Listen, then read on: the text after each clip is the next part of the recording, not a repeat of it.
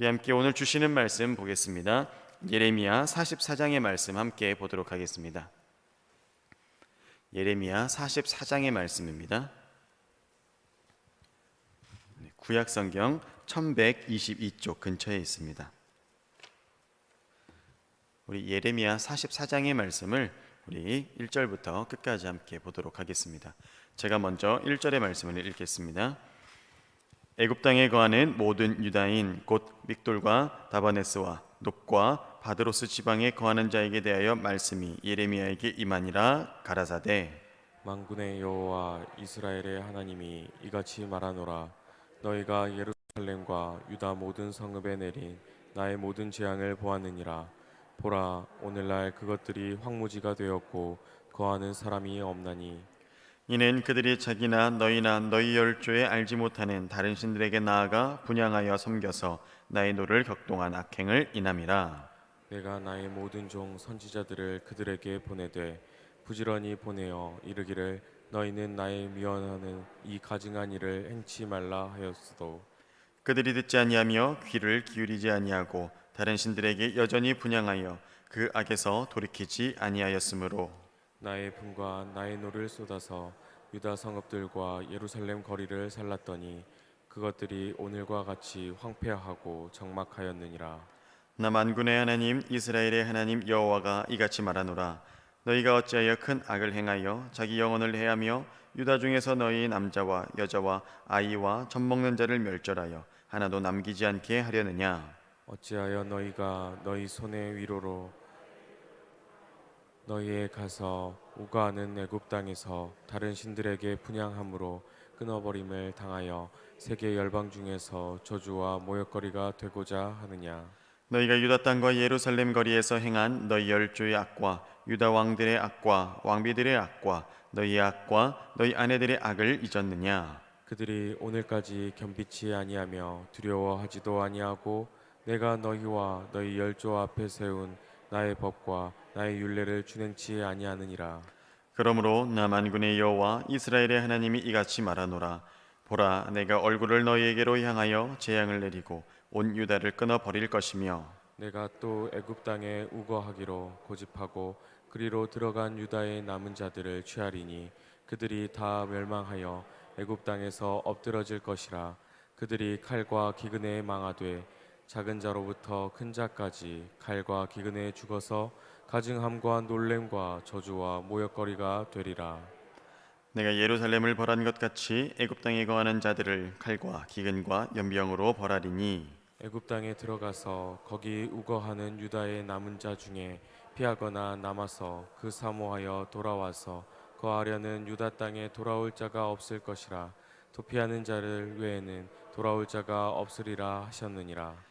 때에 자기 아내들이 다른 신들에게 분향하는 줄을 아는 모든 남자와 곁에 섰던 모든 여인 곧 애굽 땅 바드로스에 거하는 모든 백성의 큰 무리가 예레미야에게 대답하여 가로되 내가 여호와의 이름으로 우리에게 하는 말을 우리가 듣지 아니하고 우리 입에서 낸 모든 말을 정령히 실행하여 우리의 본래 하던 것 곧 우리와 우리 선조와 우리 왕들과 우리 방백들이 유다 성읍들과 예루살렘 거리에서 하던 대로 하늘 여신에게 분향하고 그 앞에 전제를 드리리라. 대저 그때에 우리가 식물이 풍부하고 복을 받고 재앙을 만나지 아니하였더니 우리가 하늘 여신에게 분향하고 그 앞에 전제드리던 것을 패한 후부터는 모든 것이 핍절하고 칼과 기근의 멸망을 당하였느니라 하며 여인들은 가로되 우리가 하늘 여신에게 분향하고 그 앞에 전제를 드릴 때에 어찌 우리 남편의 허락 없이 그에게 경배하는 과자를 만들고 놓고 전제를 드렸느냐. 예레미야가 남녀 모든 무리 곧 이 말로 대답하는 모든 백성에게 일러 가로되 너희가 너희 선조와 너희 왕들과 방백들과 유다 땅 백성이 유다 성읍들과 예루살렘 거리에서 분향한 일을 여호와께서 기억지 아니하셨느냐 생각지 아니하셨느냐. 여호와께서 너희 악행과 가증한 소위를 더 참으실 수 없으셨으므로 너희 땅이 오늘과 같이 황무하며 놀램과 저주거리가 되어 거민이 없게 되었나니 너희가 분향하여 여호와께 범죄하였으며 여호와의 목소리를 청종치 아니하고 여호와의 법과 율례와 증거대로 행치 아니하였으므로 이 재앙이 오늘과 같이 너희에게 미쳤느니라. 예레미야가 다시 모든 백성과 모든 여인에게 말하되 애굽 땅에서 사는 모든 유다 여호 들으라. 만군의 여호와 이스라엘의 하나님이 이같이 말씀하시되 너희와 너희 아내들이 입으로 말하고 손으로 이루려 하여 이르기를 우리가 서원한 대로 반드시 이행하여 하늘 여신에게 분향하고 전제를 드리리라 하였은즉 너희 서원을 성립하며 너희 서원을 이행하라 하시느니라. 그러므로 애굽 땅에서 사는 모든 유다여 여호와의 말씀을 들으라. 여호와께서 말씀하시되 내가 나의 큰 이름으로 맹세하였은즉 애굽 온 땅에 거하는 유다 사람들의 입에서 다시는 내 이름을 일컬어서 주 여호와의 사심으로 맹세하노라 하는 자가 없게 되리라. 보라, 내가 경성하여 그들에게 재앙을 내리고 복을 내리지 아니하리니 애굽 땅에 있는 유다 모든 사람이 칼과 기근에 망하여 멸절되리라. 그런즉 칼을 피한 소수의 사람이 애굽 땅에서 나와 유다 땅으로 돌아오리니 애굽 땅에 들어가서 거기 우거하는 유다의 모든 남은 자가 내 말이 성립되었는지 자기들의 말이 성립되었는지 알리라. 나 여호와가 말하노라. 내가 이곳에서 너희를 벌할 표징이 이것이라. 내가 너희에게 재앙을 내리리라 한 말이 단정코 성립될 것을 그것으로 알게 하리라. 보라, 내가 유다 왕 시드기야를 그 원수 곧 그 생명을 찾는 바벨론 왕 느부갓네살의 손에 붙인 것 같이 애굽 왕 바로 호브라를 그 원수들 곧 그 생명을 찾는 자들의 손에 붙이리라. 나 여호와가 이같이 말하였느니라 하시니라. 아멘. 아멘. 우리 사랑하는 성도님들 환영하고 축복합니다.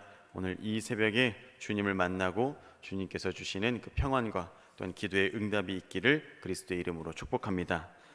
우리 예레미야 44장의 말씀으로 우리 함께 은혜 나누도록 하겠습니다. 유다 백성들이 하나님의 말씀을 끊임없이 거역하죠. 그래서 그들의 끊임없는 거역이 어디까지 이르게 합니까? 애굽으로 그들 스스로 이주하기까지 이렇게 이르게 됩니다. 이제 애굽에 가서도 그들의 패역한 생활이 그치지 않죠. 그래서 우리 이제 인간적인 마음으로 보면 이제 더 이상 소망이 없는 이스라엘 백성들을 하나님도 이제 포기하시겠구나 이런 생각이 들기까지 하게 됩니다. 이제는 그들에게 아무 말씀도 하지 않으시겠지 하는 이런 생각도 들게 되는데 하나님은 사람과 같지 아니하시기 때문에 여전히 이스라엘을 포기하지 않으시고 애굽까지 내려간 그 백성들에게 끊임없이 말씀하시며 그 사랑을 보이시는 이 하나님의 놀라우심을 우리가 오늘 발견하게 됩니다. 유다 백성들이 유다에 있었을 때는 하나님 계속 말씀하셔서 돌이키고자 하시는 그 은혜를 보이셨죠. 이제 유다 백성이 애굽으로 내려가게 되니 애굽에 내려간 백성들에게도 동일하게 말씀하셔서 끊임없이 하나님께 다시금 돌아올 수 있는 이 촉구의 말씀을 더하는 것을 볼 수 있습니다. 특히 하나님의 말씀이 누구에게 임합니까? 오늘 말씀에 보면 애굽 땅에 사는 모든 유다 백성에게 하나님의 말씀을 이렇게 주셨다라고 기록하고 있습니다. 이 사실이 우리에게 얼마나 큰 은혜가 되는지 모릅니다. 누구를 가리지 않으며 모두에게 하나님께서 그 말씀을 전하셨다라는 사실이죠. 역시 하나님은 사람과 같지 아니하시기 때문에 기호에 따라서 사람을 가리거나 편애하거나 그렇지 않으신다라는 겁니다. 또 동시에 이 말씀은 백성들이 하나님의 말씀을 듣지 못했다 이런 핑계를 없애려고 하시는 뜻이기도 합니다. 이 두 가지를 가지고 하나님의 백성이 하나님의 말씀이 모든 백성들에게 이렇게 임하였다라는 겁니다. 이제 애굽으로 이주한 유다 백성들은 한 지역에 이렇게 몰려서 살지는 않았습니다. 오늘 1절의 말씀을 보면 믹돌, 다바네스, 높, 바드로스 이 지방에서 애굽 유다의 백성들이 이렇게 흩어져 살았음을 이렇게 증거해 주고 있습니다. 근데 하나님의 말씀은 한 지역 소수의 백성들에게 임한 것이 아니라 모든 지역 모든 백성들에게 이렇게 임했다라는 것을 다시 한번 우리가 볼 수 있는 것이죠. 그래서 그들이 들은 내용은 이렇습니다. 너희가 다른 신을 섬겨 유다 성읍과 예루살렘을 폐허와 황무지로 만들었다. 이것을 하나님께서 그들에게 말씀하십니다.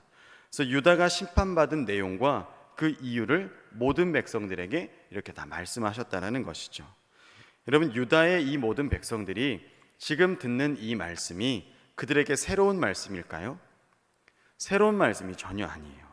어느새 잊었던 말씀이고 그들이 다시 듣고 기억해야 되는 말씀을 주님께서 또 이렇게 말씀해 주시는 것입니다. 그래서 그들이 이제는 그 말씀을 듣고 깨우쳐서 하나님께 다시금 자기의 삶을 돌이키고 재정비해야 할 터인데 그들이 여전히 하나님의 말씀을 듣지 않는 자리로 계속 나아가고 있는 것입니다. 이게 모든 사람에게 하나님의 말씀이 임했다라는 것은 각 사람에게 임했다라는 것 동일한 것이죠. 모든 사람들 듣지 아니한 자가 없을 정도로 다 임했기 때문에 각 사람에게 임한 이 하나님의 말씀대로 하나님께서는 분명히 이제 물으실 거예요. 각 사람에게 말씀이 임했으니 각 사람에게 순종했느냐 순종하지 않았느냐를 분명히 하나님께서 물으실 것입니다. 유다 백성들이 유다에 살 때는 어땠습니까? 이방신들을 섬겨서 그렇게 멸망하기까지 이르지 않았습니까?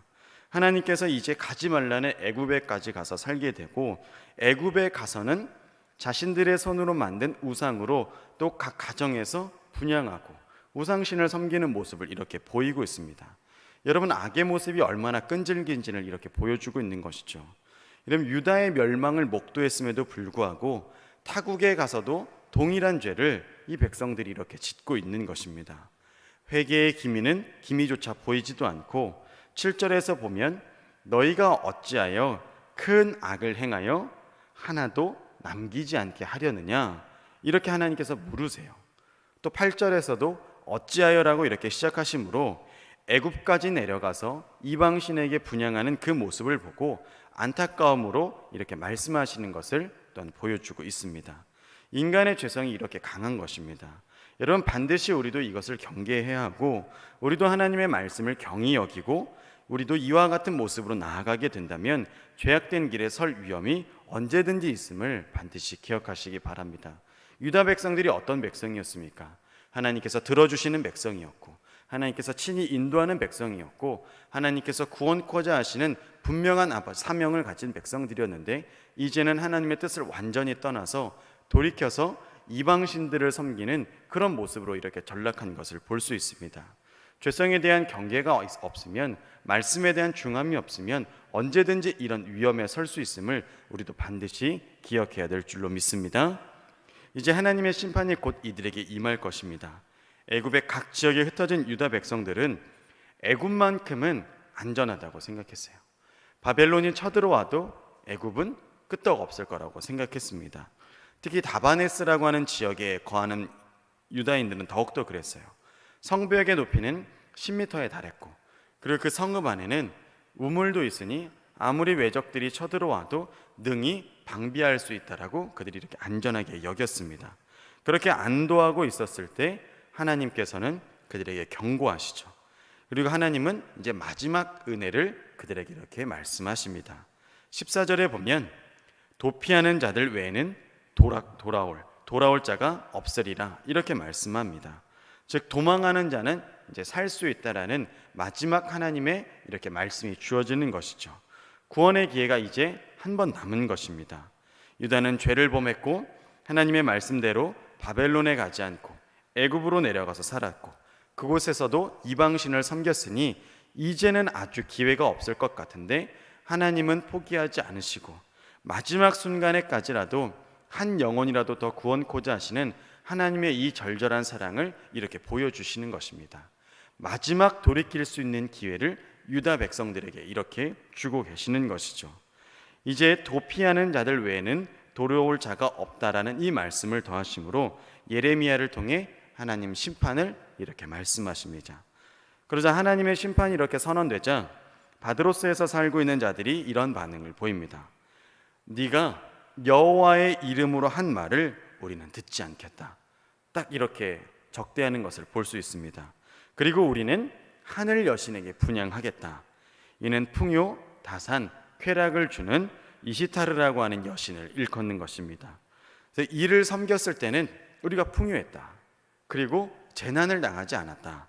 근데 이 이시타르를 섬기지 아니하니 우리가 궁핍해지고 오히려 멸망의 자리까지 이르는 환난을 극심하게 당했다.